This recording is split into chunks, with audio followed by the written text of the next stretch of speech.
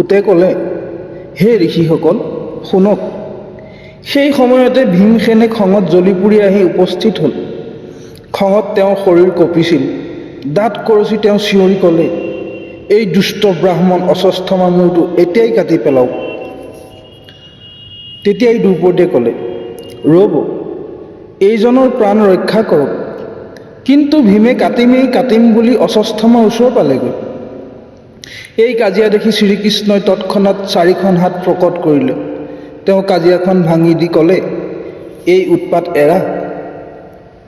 যাদৱৰাজ কৃষ্ণই দুয়ো হাতেৰে ভীম আৰু দ্ৰৌপদীক নিবৃত্ত কৰিলে। তাৰ পাছত তেওঁ অৰ্জুনলৈ চাই সুধিলে, দ্ৰৌপদীৰ প্ৰাণ ৰক্ষা কৰক বুলি দিয়া বচন কেনেকৈ ৰক্ষা হ'ব?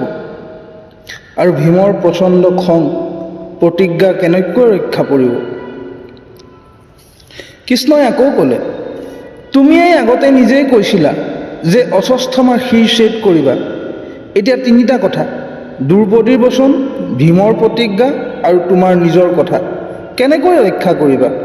হে সখী, এয়া বৰ সংকট। উপায় শুনা আৰু যুধিষ্ঠিৰ ৰজাৰ অভিপ্ৰায় বুজা। অৰ্জুনে মনে মনে গুণি উপায় পালে। তেওঁ অশ্বত্থামাৰ মূৰৰ জন্মগত চূড়ামণিটোৰ সৈতে চুলিখিনি কাটি পেলালে। তাৰ পাছত তেওঁৰ বান্ধ সুলকাই ঢোল পিটি দেশৰ পৰা খেদি দিলে।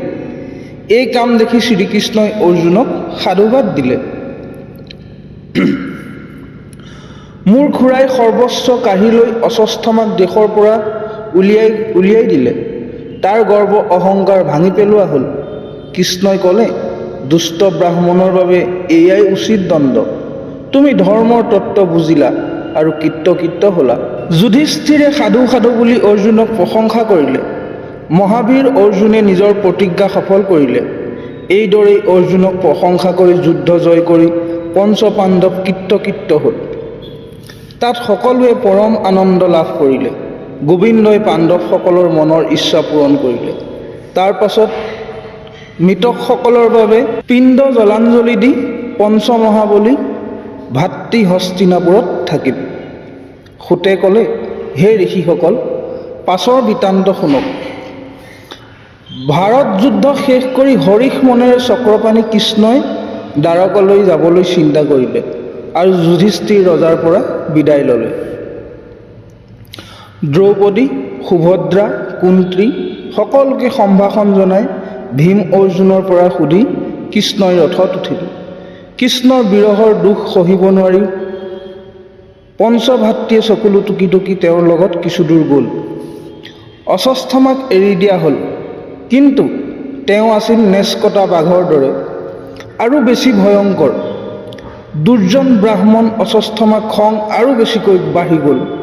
তেওঁ পঞ্চপাণ্ডৱক মাৰিবলৈ 5টা ব্ৰহ্মাস্ত্ৰ ল'লে আৰু অৰণ্যৰ পৰাই বীৰসকলৰ ফালে সন্ধান কৰিলে। উত্তৰাৰ গৰ্ভত তেতিয়া পাণ্ডৱ বংশৰ একমাত্ৰ সন্তান আছিল। অশ্বত্থামাই সেই গৰ্ভলৈ লক্ষ্য কৰি এটা ব্ৰহ্মাস্ত্ৰ মাৰি পঠালে। আজি মই পৃথিৱীক পাণ্ডৱ শূন্য কৰিম, এই প্ৰতিজ্ঞা কৰি অস্ত্ৰ এৰিলে। হঠাতে পঞ্চপাণ্ডৱে মূৰ তুলি দেখিলে জুইৰ দৰে জ্বলি থকা 5টা লোহাৰ ব্ৰহ্মাস্ত্ৰ তেওঁলোকৰ ফালে খেদি আহিছে। মহাভয়ত পঞ্চপাণ্ডৱে ধনুকাৰ তুলি ল'লে। এই দৃশ্য দেখি শ্ৰীকৃষ্ণই প্ৰচণ্ড খঙেৰে সুদৰ্শন চক্ৰ নিক্ষেপ কৰিলে। চক্ৰৰ তেজ লাগি ব্ৰহ্মাস্ত্ৰকেইটা ভস্ম হৈ গ'ল। উত্তৰাই দেখিলে যে লোহাৰে নিৰ্মিত অস্ত্ৰটো তেওঁৰ ফালেই আহিছে। গৰ্ভ নষ্ট হোৱাৰ ভয়ত তেওঁ মহাভয়ত বিহ্বল হৈ পৰিল। তেওঁ আতুৰ হৈ চিঞৰি উঠিল, ত্ৰাহি কৃষ্ণ কৃষ্ণ বুলি কান্দি কৃষ্ণৰ চৰণত পৰিল। উত্তৰাই ক'লে, কিবা অস্ত্ৰই মোক খেদি আহিছে। হে বন্ধু মাধৱ, এতিয়াই মোক ৰক্ষা কৰা। চোৱা, দুৰন্ত মৰণে মোক পালেহি। হে প্ৰভু, মই তোমাৰ অভয় চৰণত শৰণ ল'লোঁ। হে নাথ, তুমি অগতিৰ গতি, মোক পৰিত্ৰাণ কৰা। তোমাৰ বাহিৰে মোক ৰক্ষা কৰোতা আন কোনো নাই। এই শৰত ফুটি মই মৰিলেও চিন্তা নাই, কিন্তু মোৰ গৰ্ভৰ সন্তানটোক মাথো ৰক্ষা কৰা। এই বুলি কান্দি উত্তৰাই কৃষ্ণৰ চৰণ স্মৰণ কৰিলে। সেই সময়তে ব্ৰহ্মাস্ত্ৰৰ জুই আহি তেওঁৰ গৰ্ভত লাগিল। এয়া দেখি ঋষিকেশনাথ শ্ৰীকৃষ্ণই ব্যস্ত হৈ গদা ধৰি উত্তৰাৰ উদৰত প্ৰৱেশ কৰিলে।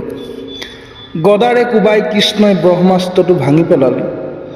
অমৃতৰ দৰে দৃষ্টিৰে চাই তেওঁ গৰ্ভৰ শিশুটোক জীয়াই তুলিলে। 10 মাহ সম্পূৰ্ণ হোৱা শিশুটিয়ে চেতনা লাভ কৰিলে। সেই সময়ত গৰ্ভৰ ভিতৰতে শিশুটিয়ে মহাপুৰুষৰ দৰ্শন পালে। শিশুটিয়ে দেখিলে বুঢ়া আঙুলিৰ সমান এটা অতি সুকুমাৰ শৰীৰ, শ্যাম বৰণৰ শৰীৰ, পীতবস্ত্ৰ পৰিহিত, অতি উজ্জ্বল, বিজুলীৰে আবৃত নতুন মেঘৰ খণ্ডৰ দৰে তেওঁ জিলিকি আছিল। কাণত মকৰ কুণ্ডল, গাল দুখন কান্তিৰে প্ৰকাশিত, ডিঙিত কৌস্তভমণি নতুন সূৰ্যৰ দৰে জ্বলি আছে। আঁঠুলৈকে ওলমি থকা 4খন সুন্দৰ দীঘল বাহু, চাৰিওখন হাতত শংখ, চক্ৰ, গদা, পদ্ম, মূৰত ৰত্নৰ কিৰীটি চিকিমিকিকৈ জিলিকি আছে। নতুনকৈ ওলোৱা সূৰ্যৰ দৰে ৰঙা সুন্দৰ পদুমৰ পাহিৰ দৰে চকু, উন্নত নাক, প্ৰসন্ন মুখমণ্ডল, কুণ্ড ফুলৰ কলিৰে দাঁত, মুখত ঈৰ্ষিত হাঁহি, বুকুত ৰত্নময় হাড়ে প্ৰকাশ কৰি আছে। তেওঁৰ বাহুত কেউৰ, হাতত কংকনে ৰিণিজিণিকৈ শব্দ কৰিছে। কঁকালত সোণৰ মেখলা আৰু কিংকিনি জিলিকি আছে। প্ৰভুৰ ভৰিত পীতপাতৰ ধুতি লোট খাই পৰিছে। চৰণ কমলত ৰত্নৰ নুপুৰ ৰঞ্জিত হৈ আছে। কোটি চন্দ্ৰৰ সমান তেওঁ শৰীৰ প্ৰকাশ। গদা ধৰি তেওঁ গৰ্ভৰ চাৰিওফালে ফুৰি আছে। গদাৰে ব্ৰহ্মাস্ত্ৰৰ তেজ নিবাৰণ কৰি আছে। শিশুটিয়ে নিজৰ ওচৰতে ঈশ্বৰক দেখিলে। তেওঁক দেখি শিশুৰ শৰীৰত যেন অমিত সিঁচি দিলে। এওঁ কোন বুলি শিশুটিয়ে মনতে ভাবিলে। কিছু সময় চকু ঘূৰাই চাই থাকিলে। তাৰ পাছত শ্ৰীহৰি তাতেই অন্তৰ্ধান হ'ল। শিশু জীয়াই আছে বুলি জানি সতী উত্তৰা ভয়মুক্ত হ'ল। মাধৱক প্ৰদক্ষিণ কৰি তেওঁ গৃহলৈ গ'ল।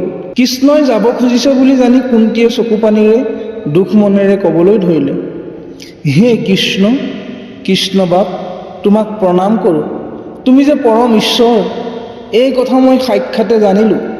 হে দৈৱকী নন্দন, নন্দকুমাৰ, গোবিন্দ, মুকুন্দ, তোমাৰ চৰণত কমলত নমো নমো। হে নাভিত পদুম ধাৰণ কৰোঁতা, পদুমৰ মালা পিন্ধোতা, নমো। যাৰ নেত্ৰ পদুমৰ দৰে, চৰণো পদুমৰ দৰে, তেওঁক নমো। হে ভক্তৰ চিত্তবৃত্তৰ অধিষ্ঠাতা, দুৰ্গতি নাশ কৰোঁতা, তুমিয়েই মোৰ পিতা মাতা।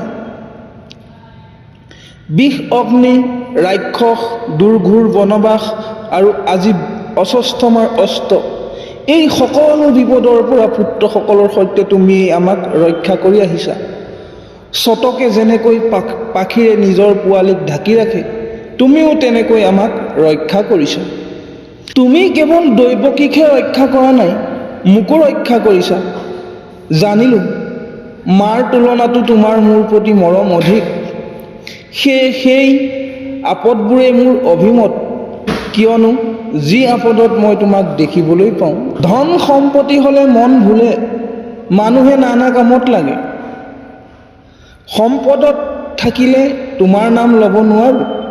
হে জগতৰ আত্মা, অন্তৰ্যামী, মহাহৰি, তুমি নিজ ৰূপে সাক্ষাতে অৱতাৰ হৈ আছা। কোনোবাই কয় তুমি যাদৱ বংশ বিস্তাৰ কৰিবলৈ আহিছা, কোনোবাই কয় পাণ্ডৱৰ কীৰ্তি বঢ়াবলৈ আহিছা, কোনোবাই কয় পৃথিৱীৰ ভাৰ হৰণ কৰিবলৈ আহিছা। যাৰ যেনে বুদ্ধি সি তেনেকৈ নানা কাৰণ কয়। যি মূৰ্হমতী লোকসকলে কামনাৰ কৰ্ম কৰি মৰে, তেওঁলোকক নিস্তাৰ কৰিবলৈহে তুমি প্ৰকট হৈছা। তুমি অনন্ত চৰিত্ৰ কথা প্ৰচাৰ কৰিবা, যাতে লোকে শ্ৰৱণ কীৰ্তন কৰি সংসাৰ তৰে। মহাজ্ঞানীসকলে এনেকৈয়ে যুক্তি দিয়ে। মই জানো এইবাৰ তুমি জগতকেই মুক্তি দিবলৈ আহিছা।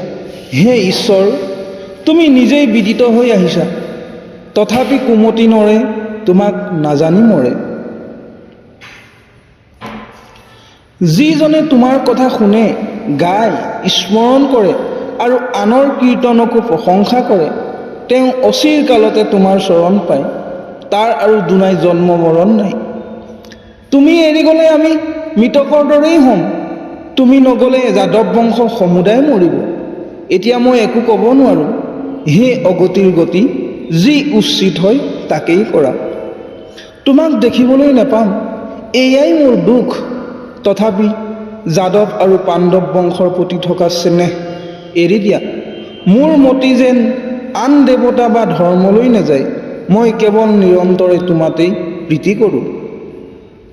গংগাক যেনেকৈ জাজিৰে বান্ধি ৰাখিব খুজিলেও দেৱনদী গংগা শেষত সাগৰতেই পৰেগৈ, তেনেকৈ মোৰ মনেও কোনো বিঘিনি নগনি সদায় মাত্ৰ তোমাৰ চৰণকে স্মৰণ কৰক। এনেদৰে অনেক স্তুতি প্ৰণতি কৰোঁতে কৰোঁতে কুন্তীৰ মনত প্ৰেম ভক্তি উপজিল। শৰীৰ শিহৰি উঠিল, চকুৰ পৰা অবিৰাম লোতক বৈ আহিল।